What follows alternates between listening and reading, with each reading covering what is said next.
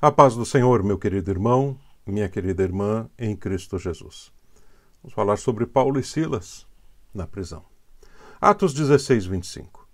Por volta da meia-noite, Paulo e Silas oravam e cantavam louvores a Deus, e os demais companheiros da prisão escutavam.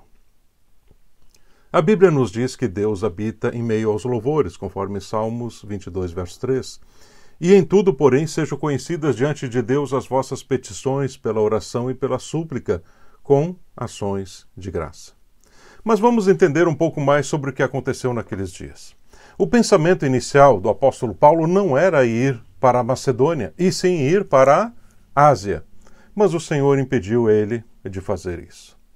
Paulo então pensou, vamos para a Bitínia, e novamente o Espírito Santo o impediu, pedindo que Paulo fosse ajudá-los, conforme Atos 16, 9. À noite sobreveio a Paulo uma visão no qual um varão macedônio estava em pé e lhe rogava, dizendo, passa a Macedônia e ajuda-nos. Paulo compreendeu perfeitamente o desejo do Espírito Santo e a vontade de Deus naquele momento. Era para ser um momento de um ministério sem nenhum tipo de provação, afinal Deus estava orientando o apóstolo a fazer isso. Talvez até eles pensaram, estamos na direção de Deus e aqui agora é só vitórias. E de fato isso é verdadeiro e foi vitórias, mas nem de longe Paulo e Silas imaginaram que seriam presos logo em seguida após a sua chegada. E essas situações nos surpreendem e nos colocam onde Deus quer que estejamos, à mercê de sua perfeita vontade, debaixo da sua autoridade. Foi assim também com Moisés, quando dirigido por Deus para voltar ao Egito, teve de ver a sua fé testada também, através do endurecimento do coração do faraó, mesmo fazendo a vontade de Deus. O mesmo ocorreu com Davi, teve a sua fé também testada, sabendo que seria rei, mas tinha que viver às escondidas do rei Saul, que queria tirar-lhe a vida. Paulo e Silas foram presos para a glória de Deus. A fé deles foi provada, mas deveria ocorrer muito mais do que isso. Precisava haver salvação naquele lugar e um testemunho pelos séculos de quão grande é o nosso Deus. Um dos segredos de uma vitória está na forma como nos posicionamos em relação a ela. Aqui Paulo e Silas não viram como um problema estarem presos, mas como mais uma oportunidade de mostrarem a todos a sua fé em Deus e estarem firmes no Senhor, sabendo que Ele estava com eles. A Bíblia diz que Paulo e Silas oravam e cantavam. Atos 16, 25. Por volta da meia-noite, Paulo e Silas oravam e cantavam louvores a Deus, e os demais companheiros de prisão escutavam. Veja que estamos falando de dois homens que estavam sofrendo de dores devido aos açoites que tinham sofrido, conforme Atos 16, 23, e depois de lhes darem muitos açoites, os lançaram no cárcere, ordenando ao carcereiro que os guardasse com toda a segurança. Mesmo assim, em vez de gemerem, esses homens estavam orando e cantando ao Senhor. Eles não estavam reclamando das dores. Há muitos cristãos hoje que apenas cantam quando as coisas vão bem. Outros apenas oram quando as coisas vão mal. Mas aqui temos dois servos do Deus Altíssimo que estavam cantando e orando em meio a dores, enquanto as correntes os prendiam. Há um mistério na libertação de todo aquele que tem a visão de Deus em seu ministério. Paulo e Silas estavam cientes que, se ali terminassem, estariam na glória. Mas se Deus os libertasse, eles seguiriam na jornada que lhes foi proposta. O mistério do louvor que liberta é algo impressionante. É cantar no meio da tempestade, é cantar no meio da tribulação, é cantar no oposto de tudo. É louvar quando tudo está dando errado. É entoar louvor e adoração quando todas as portas parecem fechadas e o céu parece cerrado. Louvar a Deus, cantar hinos ao Senhor, nos aproxima dele. É por isso que quando você começa a cantar um cântico ao Senhor, você sente a sua presença. Ele ama isso. Deus ama isto. Os pássaros não cantam quando há perigo.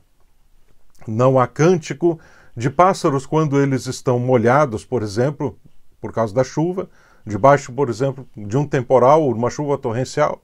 Eles não estão cantando. Mas eles cantam quando eles estão felizes. Eles cantam quando estão seguros, quando estão confortáveis. Quando louvamos ao Senhor em meio às tempestades de nossas vidas, no meio das prisões, das correntes que nos prendem, na dor dos açoites e do sofrimento que muitas vezes nos envolve, estamos dizendo a Deus: não cantamos pelo conforto ou pela segurança, ou ainda porque estamos confortáveis, mas te louvamos pela fé que temos em Ti e o amor que sentimos por Ti. Glória a Deus. Te louvamos porque Tu e somente Tu deves receber toda a honra, glória e louvor para sempre. Isso é ultrapassar até as leis da natureza e ir na contramão das situações. Ver como Deus vê. É crer nele como deve-se crer. Qualquer um louva a Deus quando tudo está bem. E Deus também se agrada disso. Os pássaros fazem isso. Na natureza existe o louvor nesse sentido.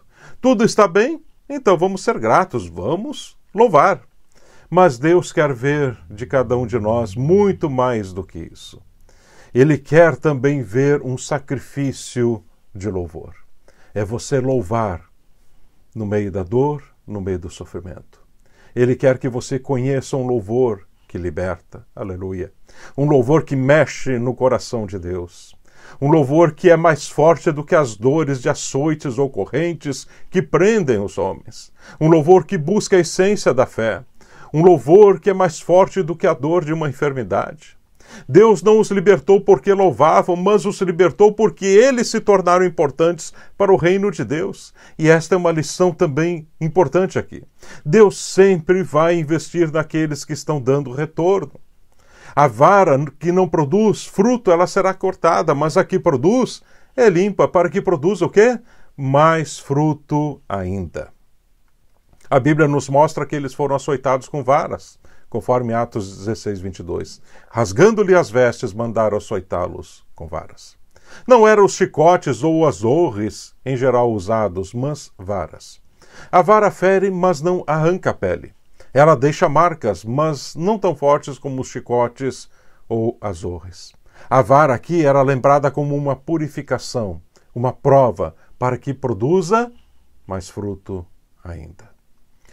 Deus libertou Paulo e Silas e agora eles tinham um testemunho ainda maior do livramento de Deus. A Bíblia nos orienta conforme Hebreus 13:15. Por meio de Jesus, pois, ofereçamos a Deus sempre sacrifício de louvor, que é o fruto de lábios que confessam o seu nome. Sacrifício de louvor é mais do que entoar um hino quando está tudo bem. Isso não é sacrifício. Sacrifício de louvor é louvar a Deus, mesmo quando tudo está parecendo errado. É naquelas circunstâncias difíceis que você precisa louvar. É louvar a Deus na prisão, é louvar a Deus na tempestade, na doença, na dor, no sofrimento. Sacrifício de louvor é mostrar a sua fé em Deus e confiar nele totalmente. E isso não é uma coisa nada fácil. A tendência de todo ser humano, no momento do sofrimento, é reclamar. Alguém disse, se o mundo fosse bom, ninguém nascia chorando. Mas o mundo é bom. Mas o problema não é o mundo, o problema é o homem que vive reclamando por causa da sua queda. Reclama do trabalho, reclama das férias, reclama em casa, reclama com os filhos, reclama com os pais, reclama com os amigos e até na igreja reclama do que tem que fazer. Do horário do culto, do hino que foi cantado, da mensagem que foi pregada, ele vive reclamando o tempo inteiro. Pessoas assim nunca entendem que as maiores vitórias estão para vir quando, em vez de reclamar, estamos louvando a Deus e agradecendo por tudo que Ele fez e nos deu. Tudo que Deus nos dá é bom, porque Deus é bom. Seja o alimento gostoso ou a aprovação vinda de uma enfermidade, devemos louvar a Deus. Devemos louvar ao Senhor quando não temos dinheiro e as contas chegam. E assim como quando temos dinheiro e compramos algo que há muito pedíamos e aguardávamos no Senhor. Deus não mudou. Nós é que mudamos nossos pensamentos de acordo com as situações. Mas Deus aguarda o nosso louvor, um louvor de sacrifício para nos libertar. O louvor que nos liberta é um louvor que vem de um sacrifício. É quando você não quer louvar. Você se sacrifica então a louvar a Deus e o faz pela fé e amor que tem nele. Certa feita tinha uma senhora dentro de um navio que saíra de Londres para Nova York. Preste bem atenção nessa história. O navio pegara uma tormenta tão forte que todos os passageiros, incluindo a tripulação, estavam com muito medo. A tripulação estava assustada com as fortes ondas, os ventos, a chuva intensa, o céu negro. No entanto, o capitão do navio notou que havia uma senhora que permanecia tranquila e às vezes até cantava no meio daquela tempestade. Era a única diferente em meio a toda aquela situação. Quando aquela tempestade passou e tudo voltou ao normal, o capitão se dirigiu a ela e disse: "Eu nunca vi uma tempestade tão forte como essa e admito que até eu estive com medo. Mas percebi que a senhora sequer mostrou algum tipo de medo. Antes, consegui ver que às vezes até cantava. Como é que a senhora conseguiu se manter assim tão tranquila no meio de toda essa tempestade em mar alto?" E ela respondeu ao capitão daquele navio: "Sabe, meu senhor, eu tenho as 2 filhas e eu sou cristã. Uma das minhas filhas se chama Marta e a outra se chama Maria. A Marta já morreu e está no céu. A Maria ainda está viva e mora em Nova York. E no meio da tempestade eu pensava e orava e cantava ao meu Deus: se não puder ver a minha filha Maria, que está em Nova York, eu vou ver a minha filha Marta, que está no céu." Nesse testemunho tremendo podemos ver a visão de quem ama a Deus acima de tudo. Não importa as coisas desta vida. O importante, aleluia, é Deus para nós. Quando olhamos nesta perspectiva, louvar a Deus no meio das tribulações é o mais normal possível, pois saímos de um nível de um ser humano caído que reclama para um nível de um ser humano transformado que clama e louva a Deus. O ato de louvar a Deus somente será aceito se louvar de todo o coração, conforme Salmos 9:1. Louvar-te-ei, Senhor, de todo o meu coração. Contarei todas as tuas maravilhas. Deus espera de você um louvor sincero. Mesmo no meio de todas as tribulações que você esteja passando, lembre-se, Deus ainda, aleluia, Ele ainda está no trono, está acima de tudo e de todos. Glória ao seu santo nome. Saiu uma voz do trono exclamando: dai louvores ao nosso Deus, todos os seus servos, os que temeis, os pequenos e os grandes. Então ouvi uma voz, uma como voz de numerosa multidão, como de muitas águas, e como de fortes trovões, dizendo: aleluia, pois reina o Senhor nosso Deus, o Todo-Poderoso. Em Apocalipse 19:5. Lembre-se, louve a Deus em qualquer situação. E o Senhor te libertará, o Senhor te dará a vitória, Ele vai te dar a vitória. Eu sei disso porque Ele tem feito isso na minha vida e Ele fará também com você. Que Deus te abençoe.